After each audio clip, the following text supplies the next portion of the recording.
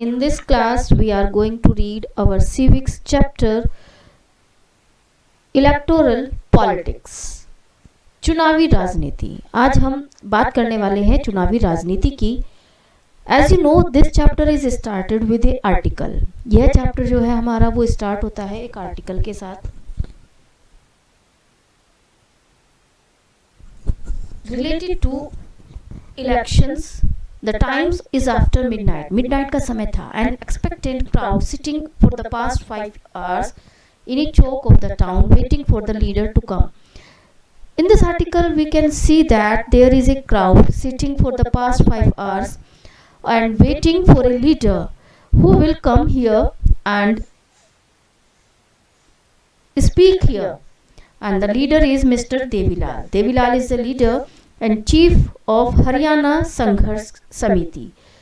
यहाँ पर जो आर्टिकल दिया गया है वो बताया गया है हरियाणा में मिस्टर देवीलाल इलेक्शंस कैंपेनिंग के दौरान मीटिंग में एड्रेस करने के लिए मीटिंग को यहाँ पर आने वाले हैं और पब्लिक उनका वेट कर रही है।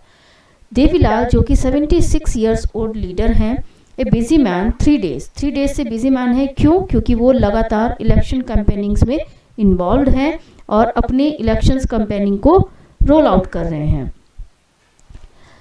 यहाँ पर यह भी बताया गया रिपोर्ट के थ्रू कि हरियाणा में इलेक्शंस होने हैं, असेंबली इलेक्शंस होने हैं, स्टेट असेंबली के इलेक्शंस होने हैं, चीफ मिनिस्टर्स के।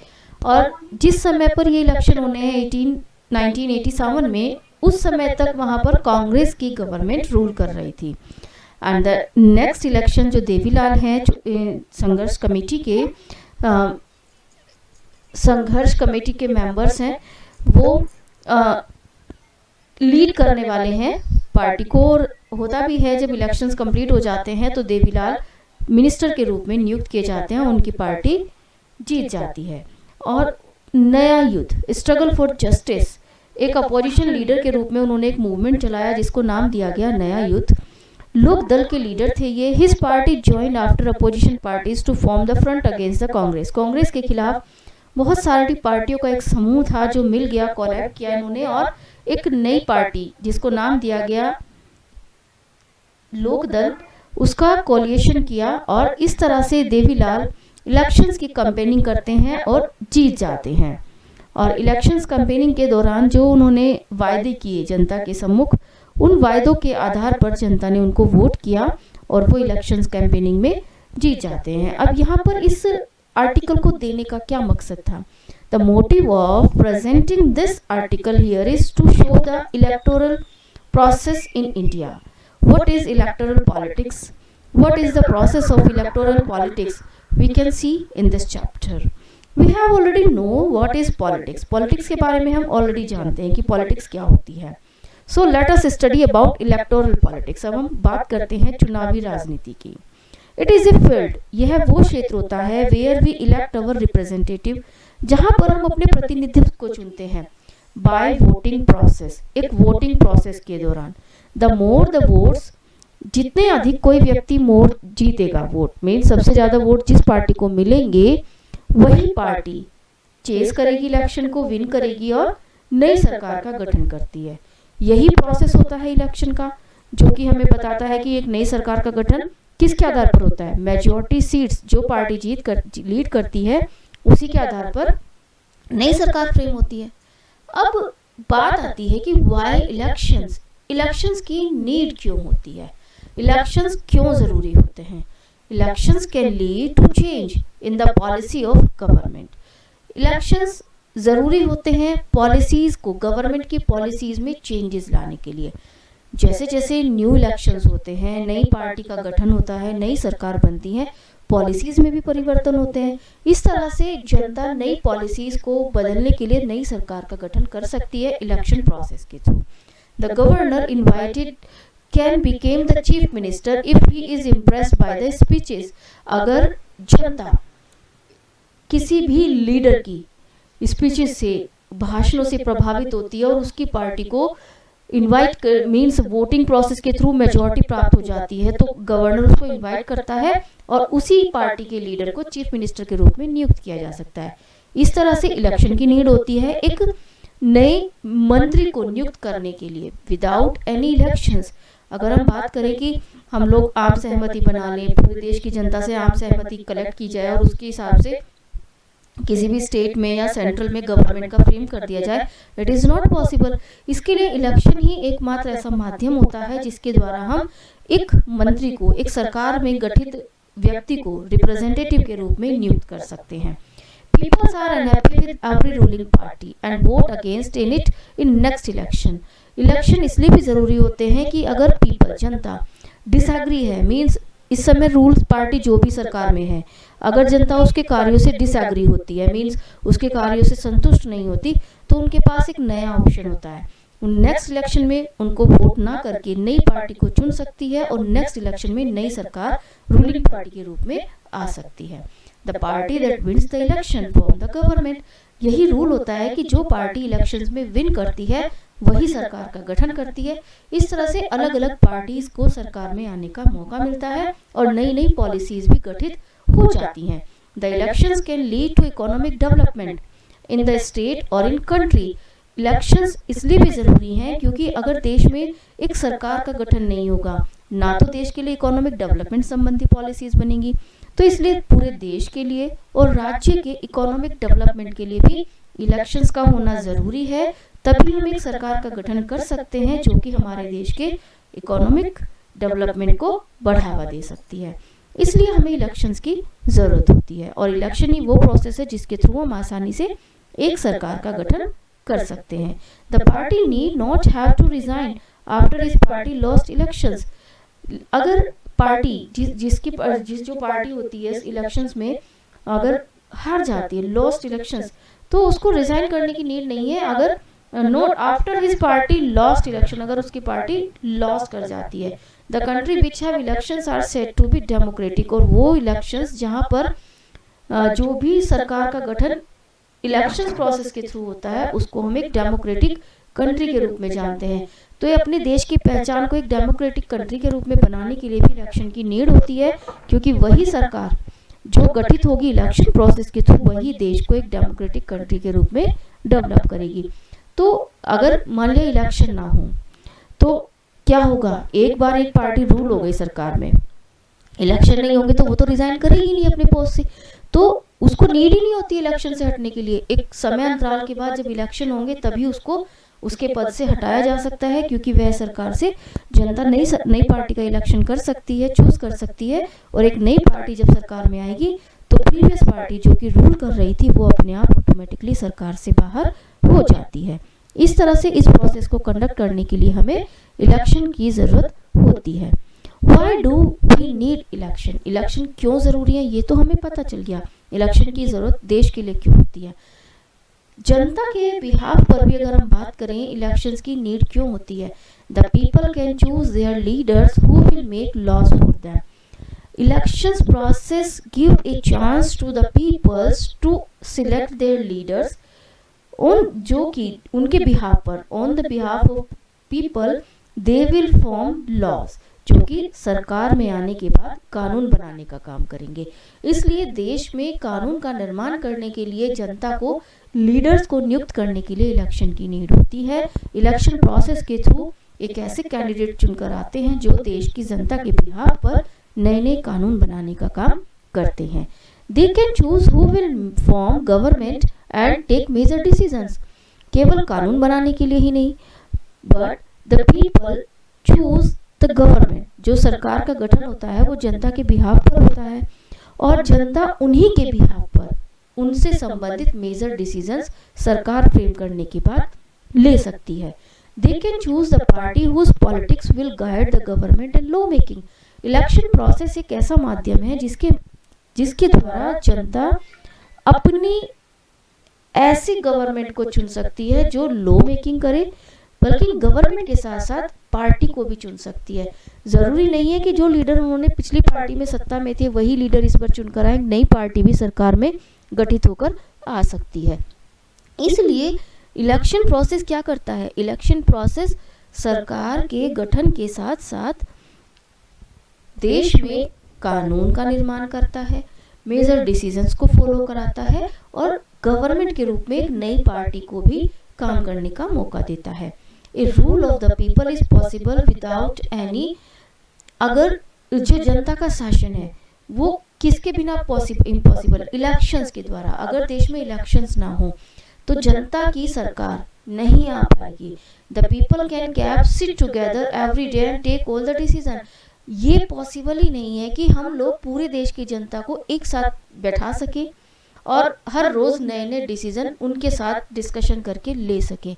इसके लिए ज़रूरी यही है कि उनके बिहाफ पर जनता के द्वारा चुने गए प्रतिनिधि सरकार में आए और वे सरकार का गठन करके उनके बिहाफ पर नई नई पॉलिसीज़ का निर्माण करें। इसके लिए इलेक्शन प्रोसेस की नीड होती है, जो कि हमारे देश में ज़रूरी भी है, और इसी के प्रोसेस के थ्रू हम लोग आसानी से अपनी सरकार का गठन कर सकते हैं। तो इन सब कारणों के साथ हम देख सकते हैं कि हमें इलेक्शंस की नीड होती है देश में सरकार का गठन करने के लिए। People can choose their representative at regular interval. एक दूसरी पॉइंट अगर हम बात करें तो एक जो चुनाव होते हैं वो एक निश्चित समय अंतराल के बाद होते हैं। अगर ये समय अंतराल निश्चित ना हो तो क्या होगा, एक व्यक्ति अगर सरकार में आ गया है, सत्ता में आ गया है, क्योंकि समय अंतराल अगर निश्चित नहीं है तो वो हटेगा ही नहीं अपने पद से। इसके लिए एक समय अंतराल निश्चित होना जरूरी है। रेगुलर इंटरवल पर हमारे देश में सरकार इलेक्शंस होने चाहिए। We know that in our country 5 years time interval, after 5 years every 5 years elections conduct किए जाते हैं। मीन्स हर 5 साल के समय अंतराल के बाद इलेक्शंस देश में कंडक्ट किए जाते हैं। Therefore elections are considered essential in our times for any representative democracy। इसलिए प्रतिनिधि सरकार के लिए प्रतिनिधित्व रिप्रेजेंटेटिव डेमोक्रेसी ज़रूरी होती है हमारे देश में। किस बिहाफ पर? ऑन एक रिप्रेजेंटेटिव डेमोक्रेसी हम किसके थ्रू सिलेक्ट कर सकते हैं? केवल तब सिलेक्ट कर सकते हैं जब हमारे देश में इलेक्शन प्रोसेस रन कर रहा है, तभी हम प्रतिनिधित्व को चुन सकते हैं और सरकार का गठन कर सकते हैं। इसके लिए इलेक्शंस का होना सबसे अधिक ज़रूरी माना जाता है। अब बात आती है what makes an elections democratic.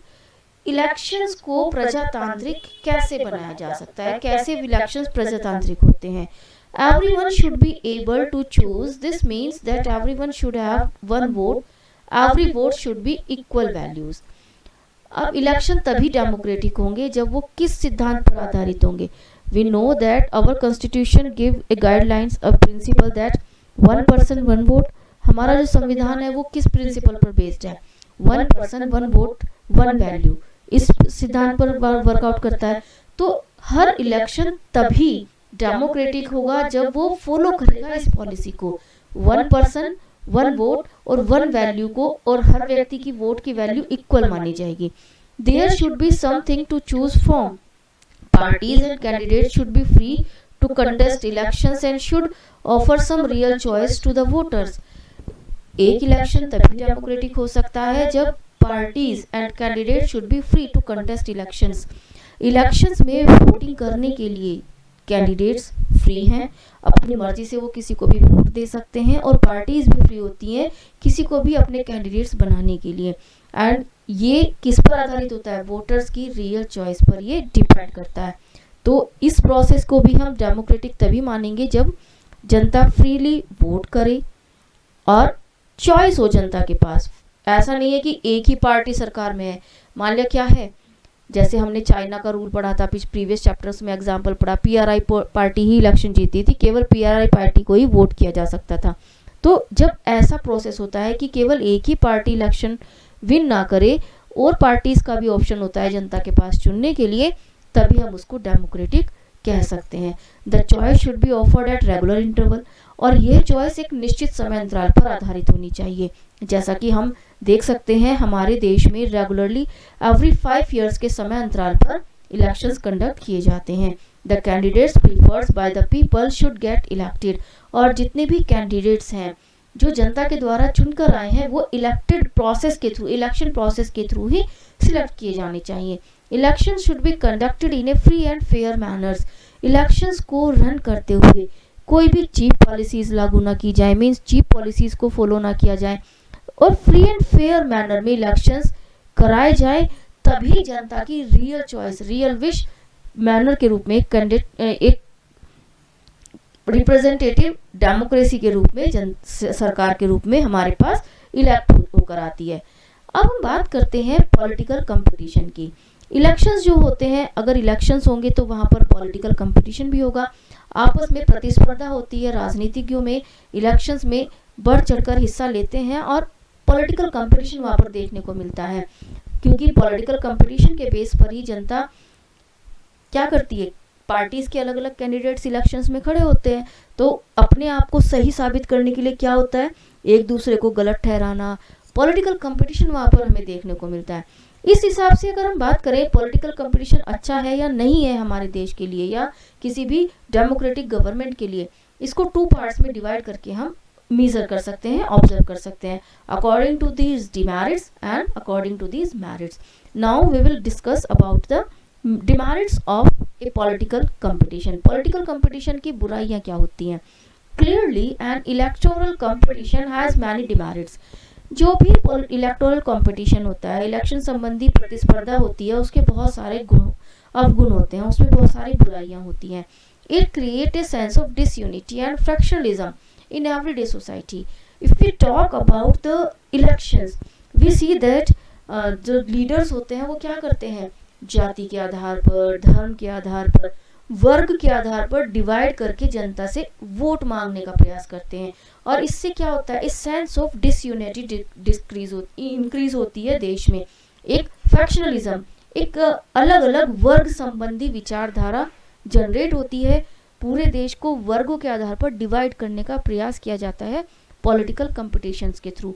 इसलिए political competition disunity, sense of disunity and factionalism को बढ़ावा देता है, और ये इसकी मेन डिमेरिट्स में काउंट किया जाता है। Next point is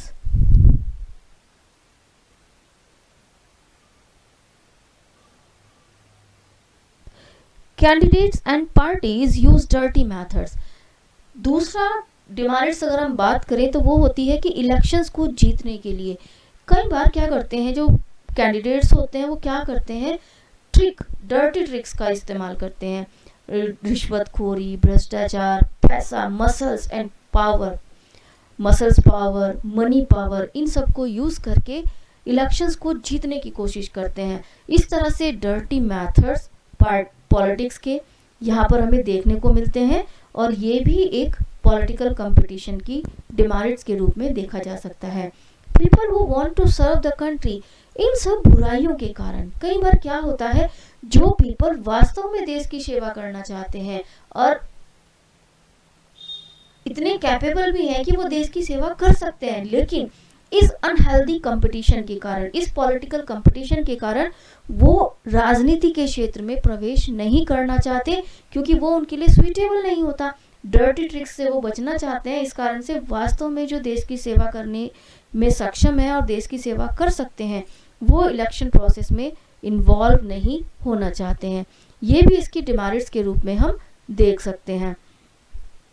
merits, but जिस तरह से सिक्के के 2 पहलू होते हैं, पॉजिटिव एंड नेगेटिव, इसी तरह से इसके भी कुछ पॉजिटिव एस्पेक्ट्स भी हैं, और हमारा संविधान भी पॉलिटिकल कंपटीशन को एक्सेप्ट करता है।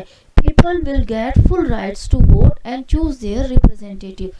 पॉलिटिकल कंपटीशन के थ्रू जनता के पास अलग अलग रिप्रेजेंटेटिव को चुनने के ऑप्शंस होंगे। अगर पॉलिटिकल कंपटीशन नहीं होगा तो जनता के पास ऑप्शन ही नहीं रहेंगे, केवल 1 या 2 कैंडिडेट ही अगर मैदान में होंगे तो जनता के पास अपनी सही प्रतिनिधित्व को चुनने के लिए कोई चॉइस ही नहीं होगी।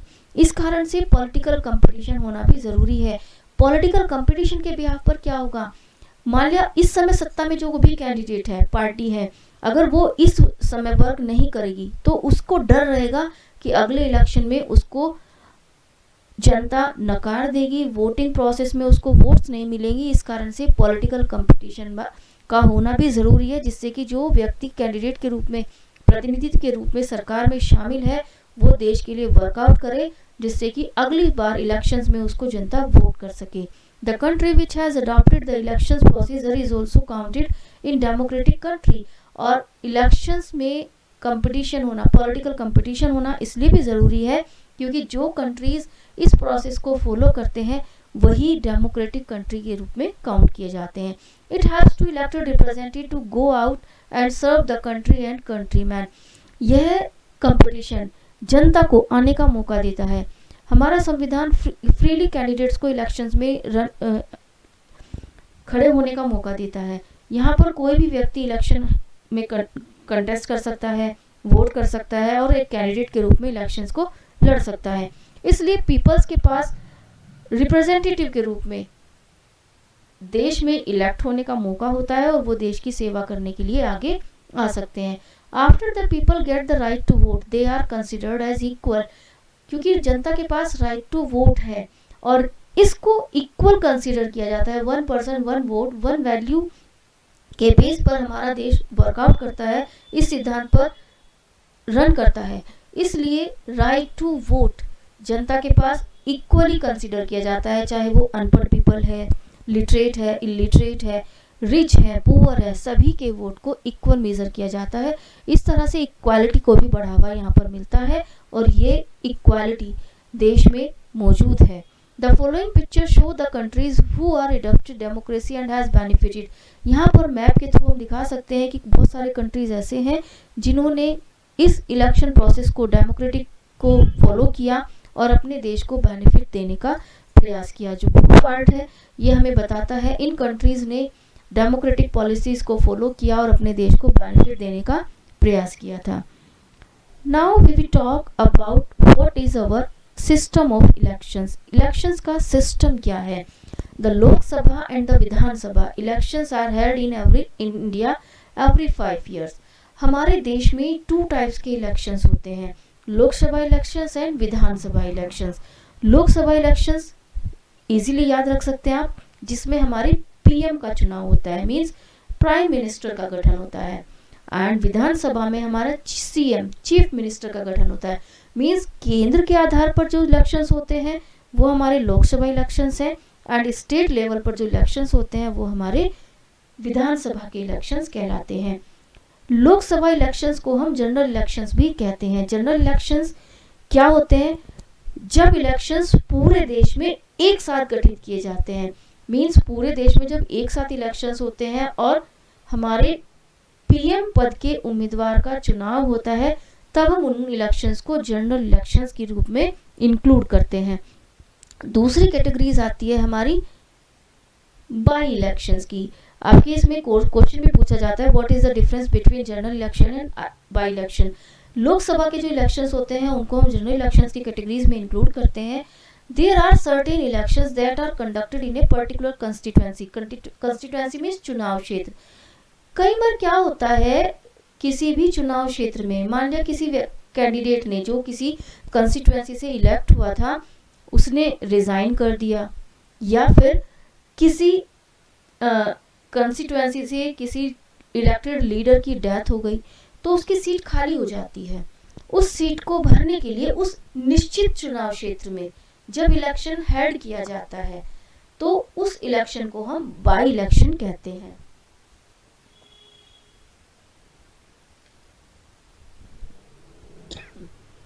तो यही डिफरेंस होता है जनरल इलेक्शन और बाई इलेक्शंस में।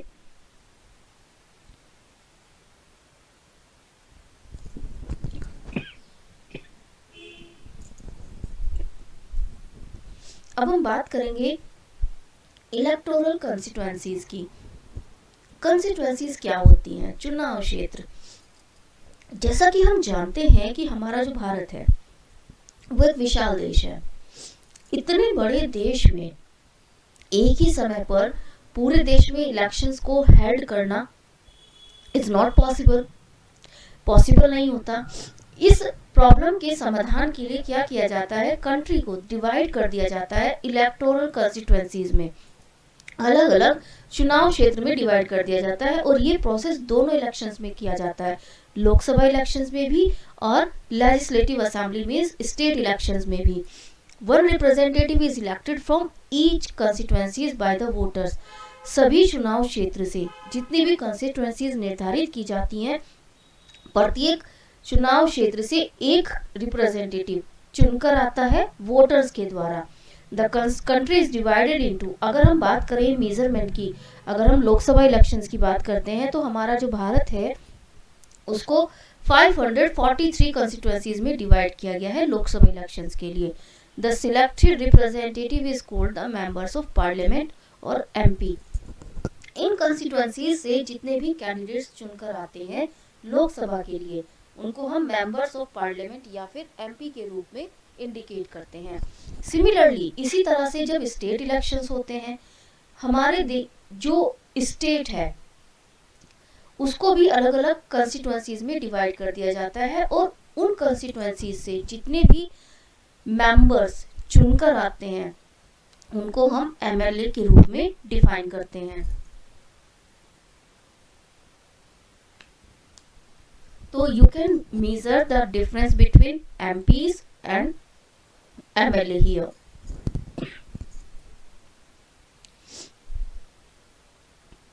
अब ये जो कंस्टिट्यूएंसीज होती हैं, एक बात उठती है कि ये कंस्टिट्यूएंसीज किस आधार पर डिवाइड की जाती हैं।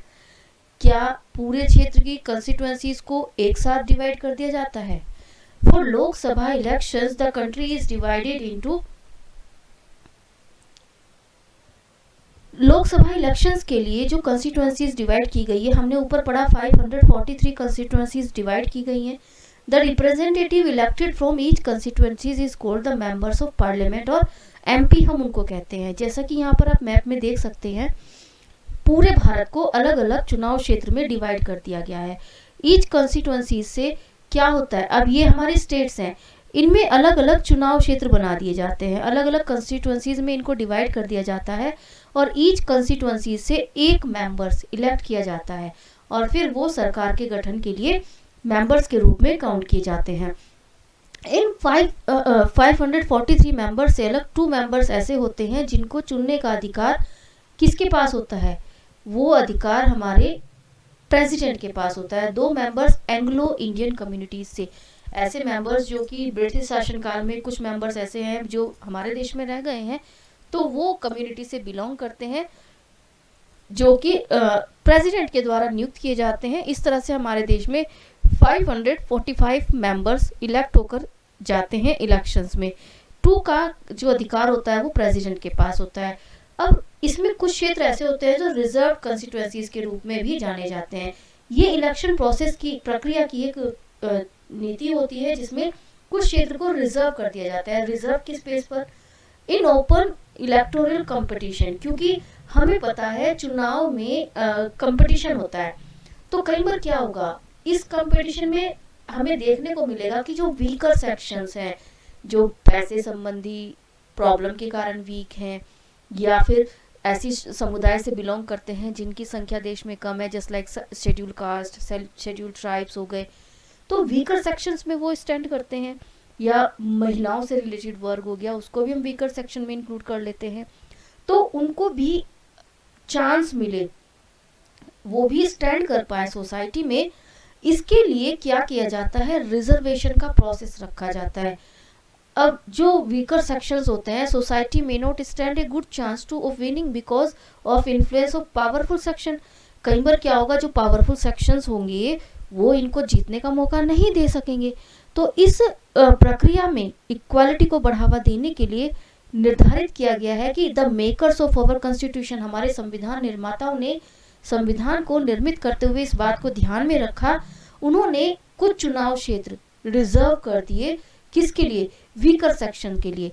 चुनाव क्षेत्र रिजर्व करने से क्या मतलब होता है, मान लिया, देखिए समझने की बात यह है, अगर हम बात करें ये भारत का एरिया है, ये भारत की एक स्टेट है, इसमें अगर उन्होंने डिवाइड कर दिया कि ये जो एरिया है, ये स्टेट, इस स्टेट से केवल एससी कास्ट का मेंबर ही चुनाव लड़ सकता है, तो इस चुनाव क्षेत्र से केवल एससी कास्ट का कैंडिडेट ही चुनाव में लड़ेगा और ईच पार्टी, प्रत्येक पार्टी जितनी भी यहाँ पर चुनाव के मैदान में है, वो अपनी अपनी पार्टी से एससी कास्ट के मेंबर को ही इलेक्शन में खड़ा करेंगी। इसलिए रिजर्वेशन उसको मिल जाएगा और जीतने वाला मेंबर कौन होगा, चाहे वो किसी भी पार्टी का कैंडिडेट जीते, क्योंकि हर पार्टी से एससी कास्ट का ही कैंडिडेट खड़ा होगा इलेक्शन में। इस कारण से जीतने वाला जो कैंडिडेट होगा वो भी एससी कास्ट से ही बिलोंग करेगा। इस तरह से वीकर, और इसी तरह से जो महिलाओं के लिए रिजर्वेशन है। अभी तक महिलाओं के लिए जो हमारा लोकसभा है या फिर हमारा राज्यसभा का इलेक्शन है उसमें कोई रिजर्वेशन नहीं है, लेकिन हमारा जो लोकल लेवल पर पंचायत राज से रिलेटेड निचला लेवल है, तीसरा लेवल हमारा जो लोकल लेवल पर वर्कआउट करता है, वहां पर महिलाओं के लिए रिजर्वेशन रखा गया है। Certain constituencies are reserve for the people belonging to the schedule caste. इस बिहाफ पर कुछ कॉन्स्टिट्यूएंसीज निर्धारित कर दी गई हैं हमारे देश में, जहां से केवल या तो शेड्यूल कास्ट के कैंडिडेट ही इलेक्शन लड़ सकते हैं या फिर शेड्यूल ट्राइब्स के मेंबर्स ही इलेक्शंस में खड़े हो सकते हैं। In the Lok Sabha seats reserved for एससीज एंड एसटीज आर, अगर हम मेजरमेंट करते हैं आंकड़े का तो 79 एससीज के लिए रिजर्व्ड है लोकसभा में और 41 रिप्रेजेंटेट करती हैं एसटी कास्ट को। मींस इतनी सीट्स पर केवल एससी और एसटी कास्ट के ही कैंडिडेट्स खड़े हो सकते हैं। These are in proportion to their population in the total population of the countries. और ये किसके बिहाफ पर बनाए जाते हैं कंस्टिट्यूएंसीज में डिवीजन? जनता की जनसंख्या के आधार पर, टोटल पॉपुलेशन के बिहाफ पर ये एरियाज निर्धारित किए जाते हैं। चुनाव क्षेत्र के आधार पर जो कंस्टिट्यूएंसीज बनाई जाती हैं उनको भी देश की पॉपुलेशन के बिहाफ पर ही डिवाइड किया जाता है। जैसे हमारा उत्तर प्रदेश है, हमारे उत्तर प्रदेश में जनसंख्या सबसे ज्यादा है तो यहाँ पर सबसे अधिक चुनाव क्षेत्र कंस्टिट्यूएंसीज बांटी जाएंगी।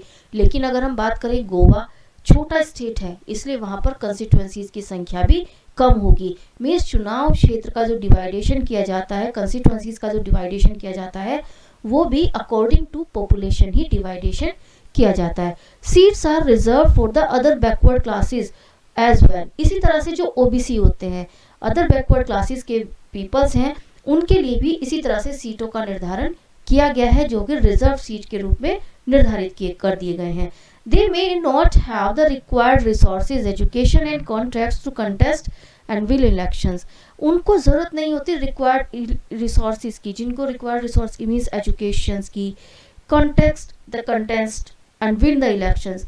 और ऐसे वीकर सेक्शन जिनके पास ना तो एजुकेशन है ना ही उनके पास इतने अधिक सोर्सेज हैं कि वो इलेक्शंस में खड़े हो सकते हैं, लेकिन क्योंकि वो वीकर सेक्शन से बिलोंग करते हैं, रिजर्वेशन प्रोसेस के थ्रू उनके लिए, पार्टी के लिए जरूरी हो जाता है कि उस एरिया से उन्हें केवल उसी वर्ग के व्यक्ति को खड़ा करना पड़ेगा और उसी को ही इलेक्शन में प्रमोट करना पड़ेगा। इस तरह के जो वीकर सेक्शन होते हैं वो आसानी से इन इलेक्शंस में लीड कर पाते हैं और जीत पाते हैं। नेक्स्ट प्रोसेस होता है वोटर्स लिस्ट का। अब कंस्टिट्यूएंसीज निर्धारित कर दी गई, सारा प्रक्रिया तैयार हो गई, उसके बाद बनाई जाती है वोटर लिस्ट की बात आती है। वोटर लिस्ट क्या होती है?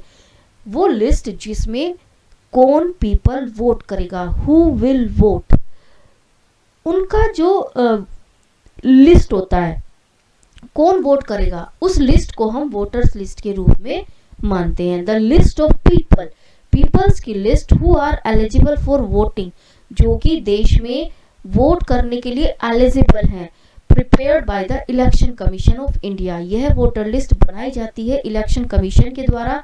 भारत में इलेक्शन कमीशन इस लिस्ट को प्रिपेयर करता है और हमारे देश में जो पीपल्स की एज है वो 18 इयर्स निर्धारित की गई है, जो कि एलिजिबल है वोट करने के लिए। This ensure that everyone of the country gets an equal opportunity of choosing their political representative। और ये वोटर्स लिस्ट में हर व्यक्ति इसमें इंक्लूड किया जाता है और ये अवसर देता है, इक्वल अपॉर्चुनिटीज देता है अपने पॉलिटिकल रिप्रेजेंटेटिव को चूज करने के लिए। Regardless of a person, a caste, creed, colour, gender, every citizen of above 18 years of age. अगर हम बात करें, हमारे देश में यूनिवर्सल एडल्ट फ्रेंचाइज को फॉलो किया जाता है, तो वो व्यक्ति जो कि 18 इयर्स ऑफ एज का है, चाहे वो किसी भी धर्म से बिलोंग करे, किसी भी जाति से आए, किसी भी कलर वर्ग से बिलोंग करता है या किसी भी जेंडर से बिलोंग करता है, ही और she can vote who has the age criteria of 18 years. This is an important step. It is linked to the first condition of a democratic elections.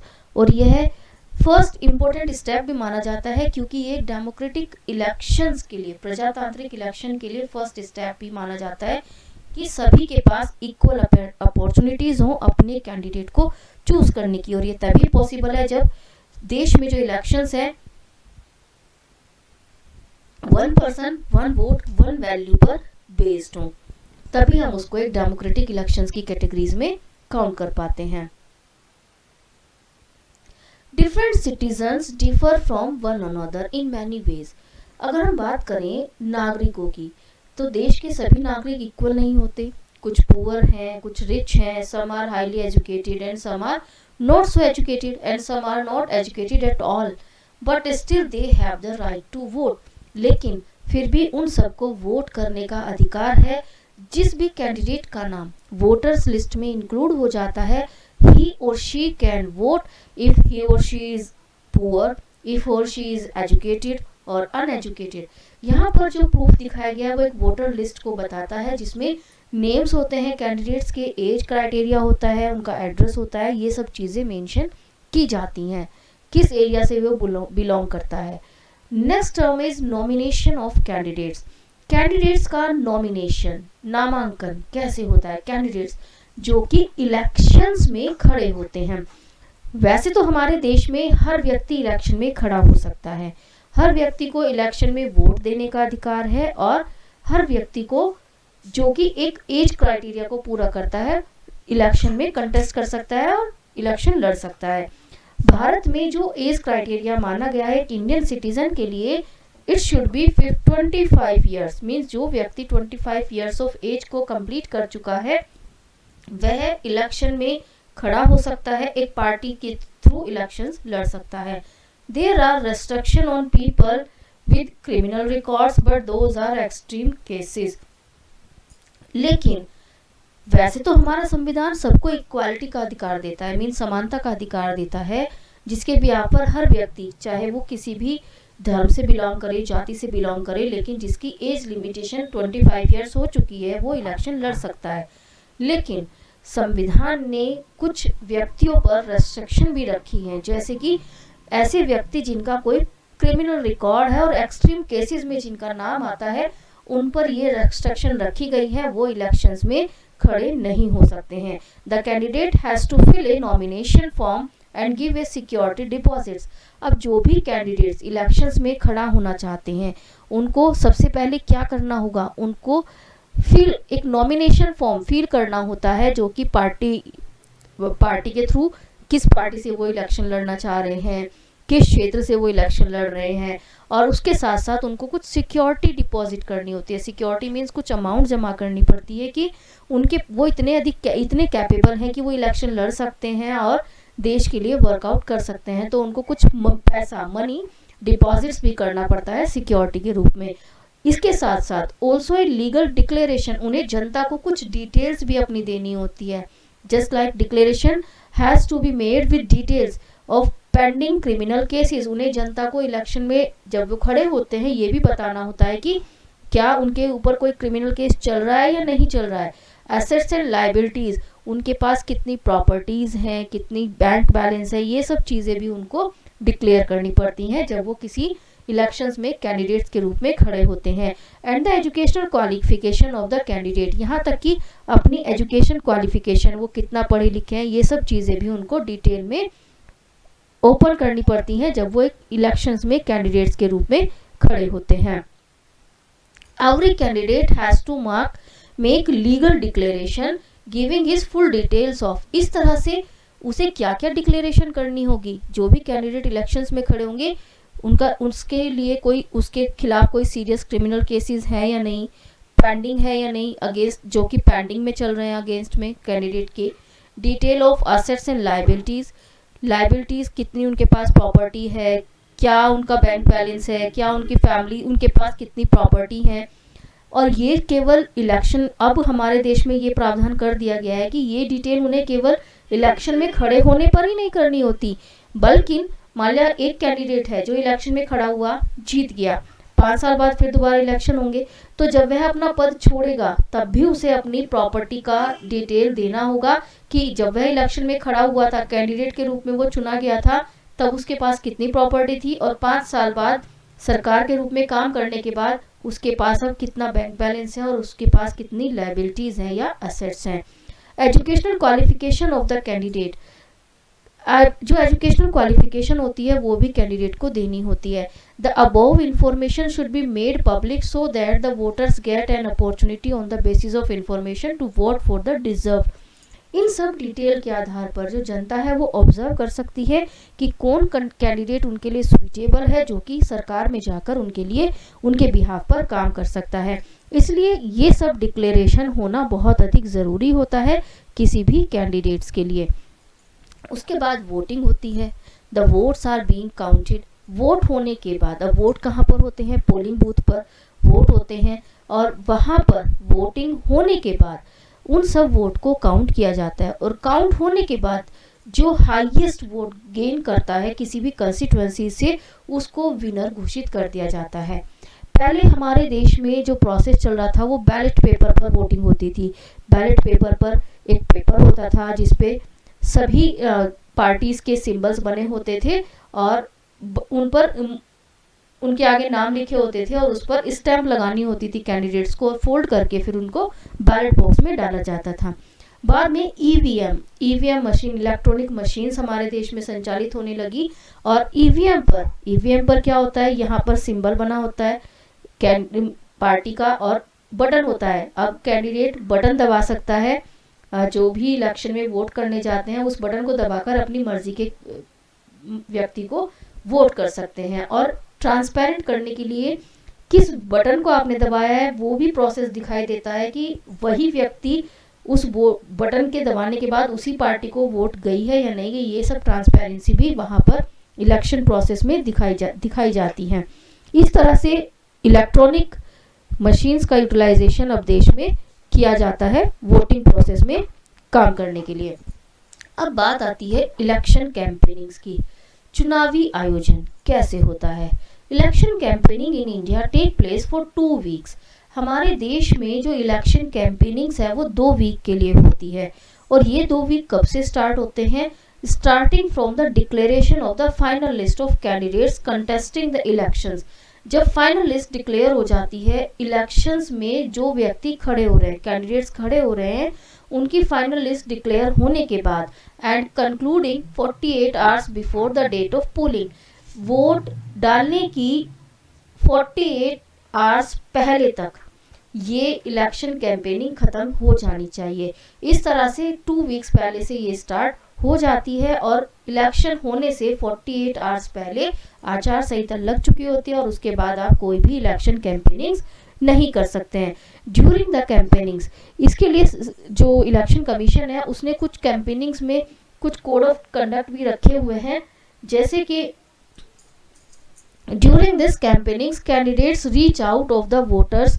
इस कैंपेनिंग के दौरान वोटर्स, कैंडिडेट्स क्या करते हैं? Candidates reach out the voters, जनता के पास जाते हैं। Political leaders had the election meetings, कुछ मीटिंग्स हेड की जाती हैं जहां पर रैलीज निकाली जाती हैं, जिसमें वो अपने कार्यों के बारे में इंफॉर्मेशन देते हैं, अबाउट देयर पॉलिसीज के बारे में बताते हैं, and persuading them to vote for them, और जनता को बताने की कोशिश करते हैं कि उन्हें क्यों कैंडिडेट को चुनना चाहिए, किस कैंडिडेट को उन्हें वोट के लिए सिलेक्ट करना चाहिए। The main purpose of election is to give people chance to choose the representative and the government and policies they prefer. इसका मेन पर्पज क्या होता है? इसका मेन पर्पज ये होता है कि इलेक्शन कैंपेनिंग के थ्रू जनता ये जान सके कि उन्हें कौन सा रिप्रेजेंटेटिव चुनना है जो कि सरकार के रूप में चुना जाए, और किसकी पॉलिसीज को वो प्रीफर करेंगे।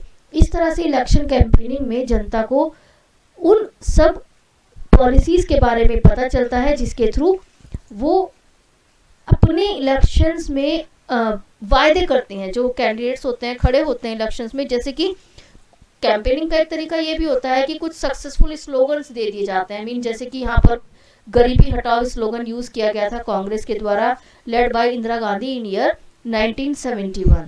इसके बाद सेव डेमोक्रेसी यूज किया गया था जनता पार्टी के द्वारा 1977 में, जब इंदिरा गांधी ने इमरजेंसी लगा दी थी, उस कारण से डेमोक्रेसी को कुछ नुकसान पहुंच रहा था, उसको बचाने के लिए उन्होंने सेव डेमोक्रेसी का स्लोगन दिया था।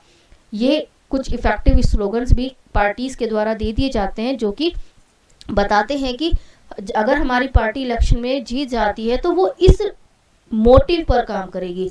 Land of the tiller, land to the tiller यहाँ पर यूज किया गया था लेफ्ट फ्रंट के द्वारा वेस्ट बंगाल में। थिलर मीन्स किसानों की लैंड, मीन जो लैंड है जिस पर किसान काम कर रहे हैं वो किसानों से बिलोंग करनी चाहिए।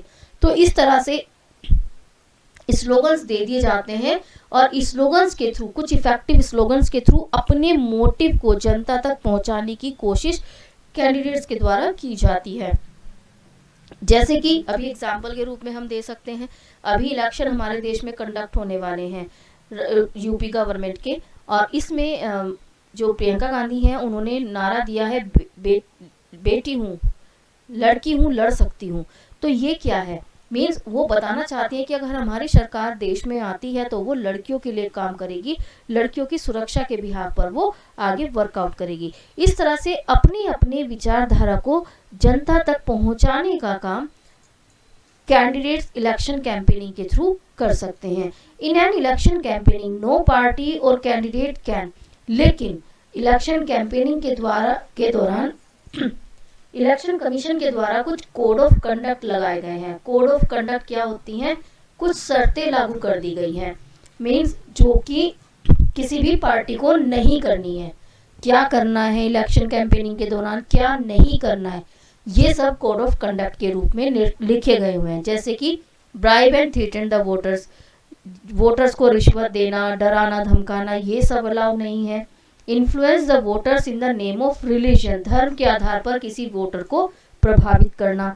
Use government resources for campaigning, इसके लिए क्या होता है, किसी भी धार्मिक स्थल के बाहर आप कोई भी इलेक्शन कैंपेनिंग नहीं कर सकते अपने वोटर्स को लुभाने के लिए, ना ही आप गवर्नमेंट रिसोर्सेज को कैंपेनिंग के दौरान यूज कर सकते हो।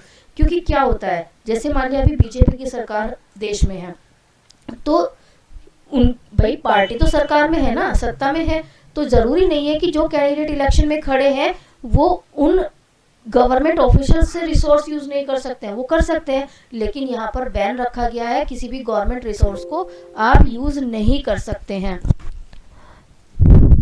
And expand more than 25 lakhs for Lok Sabha elections and 10 lakhs for assembly elections, और ना ही आप 25 लाख से ज्यादा लोकसभा इलेक्शंस में खर्च कर सकते हैं, और ना ही 10 लाख से ज्यादा असेंबली इलेक्शंस में आप खर्च कर सकते हैं। इस तरह से ये रेस्ट्रिक्शंस भी रखी गई हैं कोड ऑफ कंडक्ट के थ्रू इलेक्शंस कमीशंस के द्वारा। ये सब निर्धारित हैं जो कि कोड ऑफ कंडक्ट के द्वारा निर्धारित किया जा चुका है, और इन सब को फॉलो करना जरूरी होता है सभी कैंडिडेट्स के लिए। Hold elections propaganda in places of worship, पूजा के स्थलों पर किसी भी तरह का इलेक्शन प्रोपेगेंडा नहीं होना चाहिए, वहां पर कोई भी असेंबली नहीं होगी या वहां पर कोई भी आप रैली नहीं निकाल सकते हैं। Use government aircraft and vehicles, government officials etc, ना ही आप किसी भी गवर्नमेंट एयरक्राफ्ट को, व्हीकल्स को या गवर्नमेंट ऑफिसर्स को यूज कर सकते हैं किसी भी इलेक्शन कैंपेनिंग के दौरान। On the announcement of elections, ministers cannot take policy decision of start any big projects. अब जैसे ही इलेक्शंस की अनाउंसमेंट हो जाती है कि अब इलेक्शंस होने वाले हैं देश में, कोई भी मिनिस्टर, चाहे वो देश में लोकसभा में हो या फिर राज्यसभा में नियुक्त है, किसी भी बिग पॉलिसी को लॉन्च नहीं कर सकता है और ना ही कोई भी नया बिग प्रोजेक्ट स्टार्ट कर सकता है। जैसे ही इलेक्शंस की धारा नियुक्त हो जाती है, मींस इलेक्शंस कैंपेनिंग शुरू हो चुकी होती है देश में, इलेक्शन निर्धारित हो चुके होते हैं, उसके बाद कोई भी सत्तारूढ़ पार्टी, रूलिंग पार्टी किसी भी नई बिग पॉलिसी को लॉन्च नहीं कर सकती है। इसके बाद बात आती है polling and counting of votes की। A person with his name on his voters list can go to a polling booth. Polling booth पर एक व्यक्ति अपने नेम के साथ, जिसमें उसका नेम है, उस लिस्ट के साथ पोलिंग बूथ पर जाता है। वहां पर प्रोसेस होता है, सबसे पहले उसको आइडेंटिफाई किया जाता है, रिकॉर्ड से मैच किया जाता है ऑफिसर्स के द्वारा कि उस कैंडिडेट का नाम उसी कॉन्स्टिट्यूएंसीज पे मार्क्ड है या नहीं है। उसके बाद उसके फिंगर पर मार्क कर दिया जाता है, फिंगर पर स्याही से मार्क कर दिया जाता है कि हाँ, ये व्यक्ति अपना वोट कर चुका है। और मार्क होने के बाद वह व्यक्ति जिस भी कैंडिडेट को चुनना चाहता है, अपनी पसंद के कैंडिडेट को वोट कर सकता है। Agent of the candidates are permitted to be seated inside free and fair elections home, means यह देखने के लिए कि जहां पर भी वोटिंग हो रही है वो फ्री एंड फेयर मैनर में चल रही है, कुछ एजेंट्स कैंडिडेट्स को अलाउ किया जाता है इनसाइड द पोलिंग बूथ में बैठने के लिए, जिससे कि वो निश्चित कर सके कि जो वोटिंग हो रही है वो बिल्कुल फ्री एंड फेयर मैनर में चल रही है। इलेक्ट्रॉनिक वोटिंग मशीन ईवीएम्स का यूज किया जाने लगा है। पहले बैलेट पेपर्स का हम यूज करते थे, अभी ऊपर मैंने समझाया था आपको, और अब वोटिंग के लिए ईवीएम मशीन, इलेक्ट्रॉनिक मशीन्स का यूटिलाइजेशन किया जाता है, जिनमें काउंटिंग करना बहुत इजी होता है एंड इनमें भी पारदर्शिता रखने के लिए अलग अलग टेक्निक को यूज किया जाने लगा है। Counting of votes begin after few days of elections. जब सभी चुनाव क्षेत्रों में कंस्टिट्यूएंसीज में इलेक्शंस कंप्लीट हो जाते हैं, उस समय तक उन ईवीएम्स को, उन इलेक्ट्रॉनिक मशीन्स को एक सुरक्षित स्थान पर रखा जाता है और सारे एरियाज में इलेक्शंस कंप्लीट होने के बाद, इलेक्शंस के बाद काउंटिंग का प्रोसेस शुरू किया जाता है। The final stage of an election is the day when the voters cast their vote. Final stage हो जाती है जब इलेक्शन, जो वोटर्स होते हैं वो अपना वोट दे चुके होते हैं। That day is usually called election day. जिस दिन इलेक्शन होता है उसको हम इलेक्शन डे के रूप में इंक्लूड करते हैं। Every person whose name is on the voters list can go to their near polling booth. जिस भी दिन इलेक्शन होता है उस दिन जो वोटर्स होते हैं वो अपने आसपास के पोलिंग बूथ में, जहां पर भी उनको सिचुएट किया गया है, चाहे वो कोई गवर्नमेंट स्कूल हो या ऑफिस हो, वहां पर वो वोट डालने के लिए जाते हैं और अपना वोटिंग राइट्स को फॉलो करते हैं। What makes an election in India democratic? अब हमारे भारत में जो इलेक्शंस होते हैं उसको डेमोक्रेटिक बनाने के लिए क्या प्रोसेस हमारे देश में चलाया जाता है। In India elections are conducted by the election commission. हमारे देश में इलेक्शंस को प्रजातांत्रिक रखने के लिए एक अलग इंस्टीट्यूशन है, एक अलग संस्था है जो पूरे कार्य को देखती है, जिसको नाम दिया गया है election commission. It is an autonomous body independent of any government control. यह एक अलग संस्था है जो कि किसी भी गवर्नमेंटल अधिकार में नहीं है। इंडिपेंडेंट संस्था के रूप में ये सारे इलेक्शंस प्रोसेस को कंडक्ट करती है। The president of India appoints the chief election commission. President of India के द्वारा चीफ इलेक्शन कमीशन को नियुक्त किया जाता है। The chief election commission is neither answerable to government nor to the president. लेकिन चीफ इलेक्शन कमीशन को नियुक्त करने के बाद में ना तो चीफ इलेक्शन कमीशन आंसरेबल है किसी भी गवर्नमेंट को, ना ही प्रेसिडेंट को। मींस केवल उनके पास अधिकार है इलेक्शन कमीशन को चुनने का। बाद में वह किसी भी तरह से उन दोनों को, चाहे वो प्रेसिडेंट हो या सरकार हो, किसी को भी जवाबदेह नहीं है। जिस तरह से हमारे देश में जुडिशियल सिस्टम है, न्याय व्यवस्था है, कोर्ट्स की व्यवस्था है, ये सब पूरी तरह से इंडिपेंडेंट रखी गई है, किसी भी गवर्नमेंट का इनमें हस्तक्षेप नहीं होता है। सेम थिंग हमारे इलेक्शन कमीशन के साथ रखी गई है। इलेक्शन कमीशन को भी पूरी तरह से इंडिपेंडेंट रखा गया है। Election commission take all decision related to elections. Election से रिलेटेड सभी निर्णय इलेक्शन कमीशन को लेने होते हैं। It declares the election dates and also the results. इसी का कार्य होता है जो इलेक्शन डेट्स को निर्धारित करता है और कब रिजल्ट्स डिक्लेयर होनी है, ये सब निर्धारण भी इलेक्शन कमीशन के द्वारा ही किया जाता है। The election commission has the power to punish. इसके साथ साथ इलेक्शन कमीशन के पास कुछ पावर्स भी होती हैं। Election commission has the powers to punishing those candidates parties who violated the code of conduct. जितनी भी कोड ऑफ कंडक्ट ऊपर हमने पढ़ी है, जो भी कैंडिडेट उनको तोड़ने की कोशिश करता है, उन सबको पनिश करने का अधिकार भी इलेक्शन कमीशन के पास होता है। During elections the election commission sets guidelines. कुछ शर्तें, कुछ नियम निर्धारित कर दी जाती हैं इलेक्शन कमीशन के द्वारा सरकार के लिए भी। मींस वह सरकार को कुछ नियम निर्देश दे सकता है, so that governments power are not misused for winning election. जिससे कि जो भी सरकार देश में उस समय पर सत्तारूढ़ है वो अपनी पावर का मिसयूज ना कर सके उस क्षेत्र में इलेक्शंस को जीतने के लिए। इसके लिए कुछ गाइडलाइंस भी निर्धारित कर दी जाती हैं इलेक्शंस कमीशन के द्वारा। Popular participation. दूसरी जो तर्क दिया जाता है कि हमारे देश में जो इलेक्शंस हैं वो डेमोक्रेटिक क्यों बने हुए हैं, प्रजातांत्रिक क्यों है? ये डिपेंड करता है पॉपुलर पार्टिसिपेशन पर।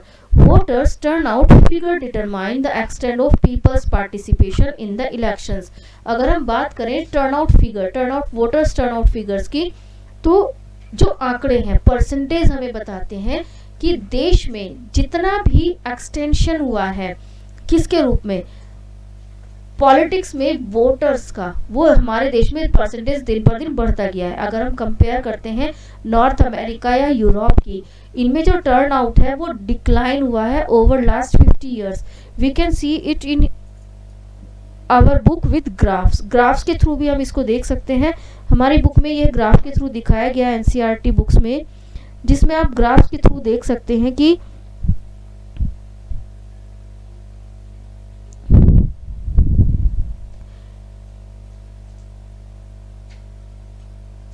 यहाँ पर ग्राफ्स के थ्रू बताया गया है कि voters turnout in India and UK, Bharat में जो टर्नआउट है वोटर्स का वो इंक्रीज हुआ है, या तो स्टेबल रहा है या फिर इंक्रीज हुआ है।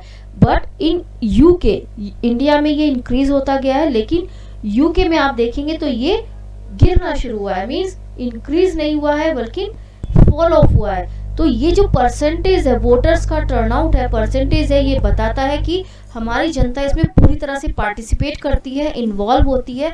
और ये इस तरह से हमें बताता है कि जो परसेंटेज है पार्टिसिपेशंस का, वो हमारे देश में या तो स्टेबल रहा है या फिर इंक्रीज हुआ है।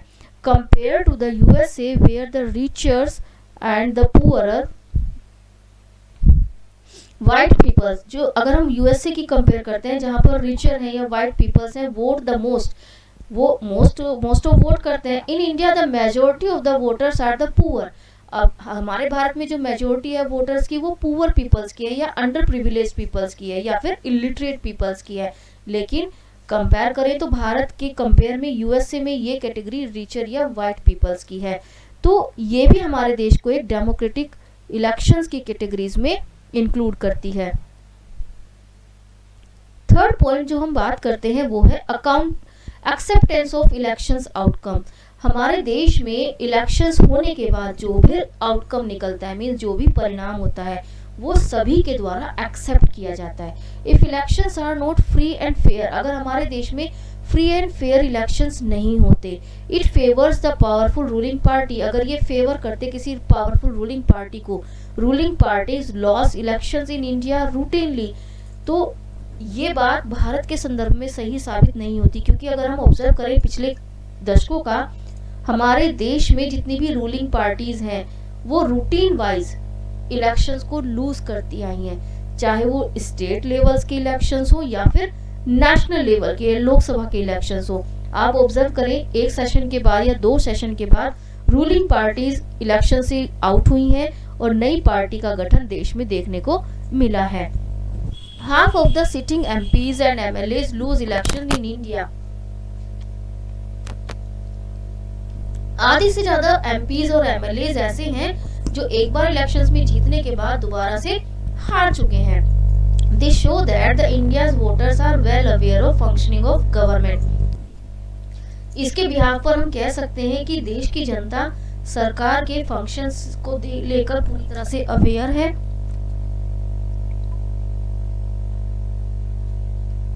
And do not re-elect those representatives that fail in fulfilling their promises. और वो उन कैंडिडेट्स को चुनने में, री-इलेक्ट करने में इंटरेस्ट नहीं लेती जो व्यक्ति उनके लिए सही काम नहीं करता है या अपने वायदों को पूरा नहीं करता है।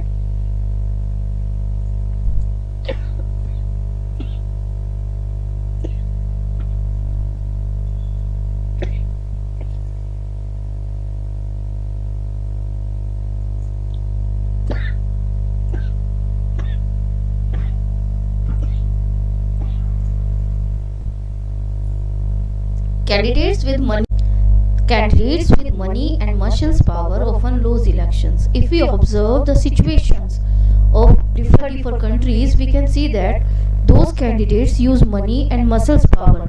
They often lose elections. जरूरी नहीं है कि जो candidates money या muscle power के बेस पर इलेक्शन लड़ते हैं वो जीत जाएं. They can also lose elections. The outcome of the elections are normally accepted by the defeated party as the people's verdict.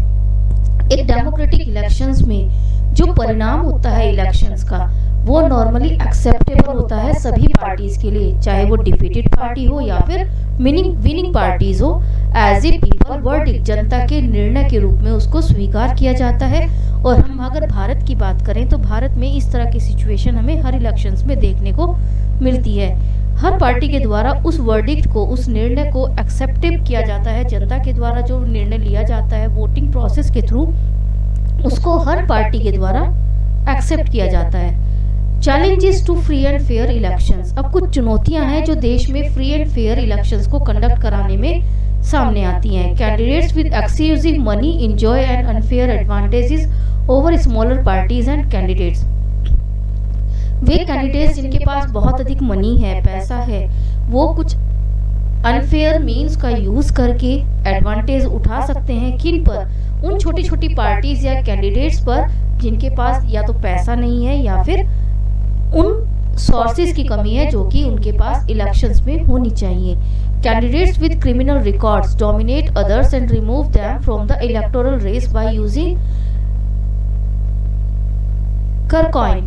जो कैंडिडेट्स होते हैं जिनका क्रिमिनल रिकॉर्ड्स होता है वो क्या करते हैं, अपने प्रभाव के कारण उन व्यक्ति को जो कि इलेक्शन की रेस में आकर देश की सेवा करना चाहते हैं उनको इलेक्शन से रिमूव करने का भी काम कर सकते हैं। सब political parties are dominated by families who try to distribute tickets only to their relatives and families। कुछ पॉलिटिकल पार्टीज ऐसी होती हैं जो अपने परिवार तक ही डोमिनेशन रखना चाहती हैं और ट्राई करती हैं कि वो, उनका प्रयास ऐसा रहता है कि जो पार्टीज हैं उन्हीं की फैमिलीज को टिकट दे या फिर उन्हीं के रिलेटिव्स को इलेक्शंस के दौरान टिकट देने का काम करे। तो ये सब पॉलिसीज हैं जो कि हमें देखने को मिलती हैं। Small parties suffer huge setback as compare to the big parties. जितनी भी छोटी छोटी पार्टीज होती हैं इलेक्शंस में वो पीछे रह जाती हैं अगर हम बिग पार्टीज की तुलना में उनको ऑब्जर्व करें। बिकॉज ऑफ अबव रीजन, इन सभी रीजंस के कारण many organization and activist have been demanding a reform electoral system. यही कारण है, इन सब कारणों के कारण कुछ ऑर्गेनाइजेशन ऐसी हैं या एक्टिविस्ट ऐसे हैं जिन्होंने डिमांड की है एक रिफॉर्म इलेक्टोरल सिस्टम की। वो चाहते हैं कि भारत में एक रिफॉर्म इलेक्टोरल सिस्टम वर्कआउट करे जिनसे कि इन सब पॉलिसीज से भारत को दूर रखा जा सके। Now we will take a review of this chapter with our NCERT book. हमने देखा एनसीईआरटी बुक में यहाँ पर जो लोकदल का कैंपेनिंग दिखाया गया स्टार्टिंग में। यहाँ से हमें पता चला कि किस तरह से इलेक्शंस कैंपेनिंग होती है। नारे, स्लोगन्स हमने देखे, स्लोगन्स के थ्रू किस तरह से नई नई चीज़ें हमें पता चलती हैं। In elections voters make many choices. Elections में वोटर्स के पास बहुत सारी चॉइसेस होती हैं, लॉ बना सकते हैं, मेजर डिसीजंस यहाँ पर हमें देखने को मिलता है और लॉ मेकिंग गवर्नमेंट का सिलेक्शन जनता के द्वारा होता है, जिसके कारण से हमें इलेक्शंस की नीड होती है। और इलेक्शंस को डेमोक्रेटिक कैसे बनाया जा सकता है, यहाँ पर हमने ये सब स्टेप्स जाने कि पॉलिटिकल कंपटीशन कैसे अच्छा होता है और कैसे बुरा होता है। पॉलिटिकल कंपटीशन को भी अच्छा बनाया जा सकता है और पॉलिटिकल कंपटीशन भी फायदेमंद होता है देश के लिए, जिससे कि अलग अलग पार्टी के कैंडिडेट्स को मौका होता है देश के लिए काम करने का, तभी वो अगले इलेक्शंस में सिलेक्ट होकर देश में आ सकते हैं। What is our system? Electoral कॉन्स्टिट्यूंस के रूप में डिवाइड किया गया है हमारे देश में। जैसे कि हमने पहले देखा 90 एमएलएज हरियाणा से वोट करके जीते थे। 90 एमएलएज मींस 90 कंस्टिट्यूएंसीज वहां पर बनाई गई थी, जिनसे हर क्षेत्र से एक मेंबर सिलेक्ट हुआ और 19 कंस्टिट्यूएंसी से 90 एमएलएज वहां पर हरियाणा वोट्स में इलेक्ट होकर सामने आए थे। तो इस तरह से कंस्टिट्यूएंसीज डिवाइड की गई। एमपीज हम किसे कहते हैं, एमएलएज हम किसे कहते हैं, ये हमने जाना। एंड यहाँ पर आप मैप में देख सकते हैं ये कंस्टिट्यूएंसीज दिखाई गई हैं, किस तरह से रिजर्व कर दिया जाता है। 4 और 43 गुलबर्ग से ये SC कास्ट के लिए रिजर्व एरिया था। यहाँ पर ये भी SC कास्ट के लिए रिजर्व एरिया बना दिया गया। मींस इस कंस्टिट्यूएंसी से केवल SC कास्ट कैंडिडेट ही खड़े हो सकते थे। इस तरह से रिजर्वेशन का प्रोसेस भी इलेक्शंस कमीशन के द्वारा रखा गया है।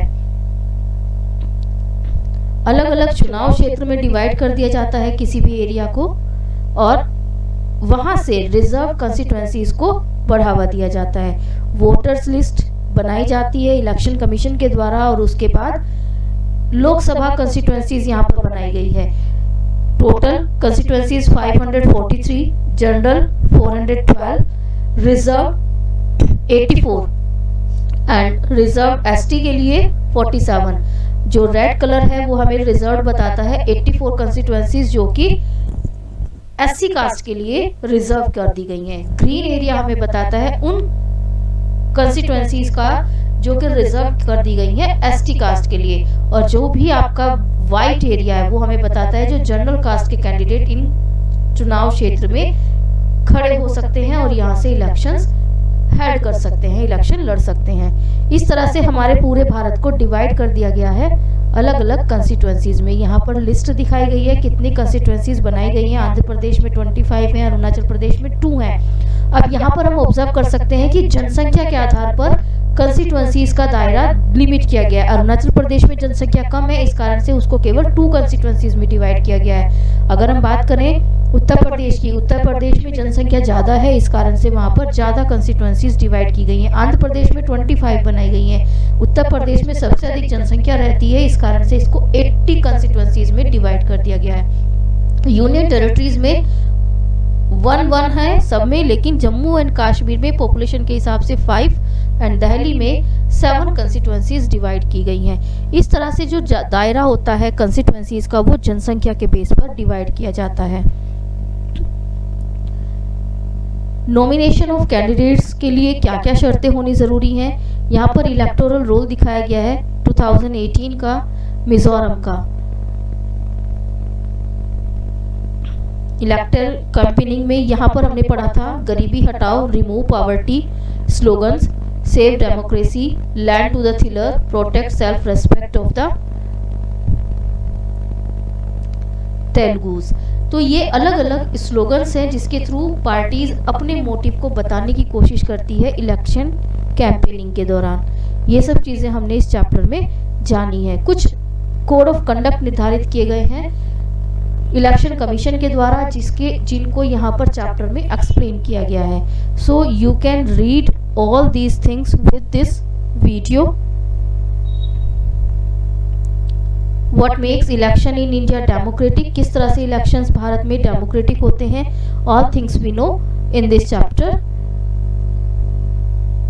ग्राफ हमें बताता है कि क्या डिफरेंस है इलेक्टोरल फिगर्स का भारत में और यूएस में। यहाँ पर हम देख सकते हैं सोशल ग्रुप्स, वोटर टर्नआउट यहाँ पर हम देख सकते हैं इंडिया का जो लगातार इंक्रीज हो रहा है एंड यूएसए का जो कि लगातार डिक्रीज हो रहा है। तो ये डिफरेंसेस हमें देखने को मिलती हैं, जिससे हम कह सकते हैं कि जो हमारा भारत है वो एक डेमोक्रेटिक इलेक्शंस की कैटेगरी में इंक्लूड हो रहा है, जबकि विदेशों में डेमोक्रेसी तो है लेकिन डेमोक्रेटिक इलेक्शंस में गिरावट दर्ज हो रही है भारत की तुलना में। तो ये सब चीज़ें बताती हैं कि भारत एक डेमोक्रेटिक पॉलिसी में इलेक्टोरल पॉलिसीज को फॉलो करता है।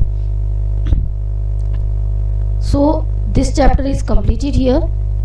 You will read this chapter with the help of this video. Till then, thank you.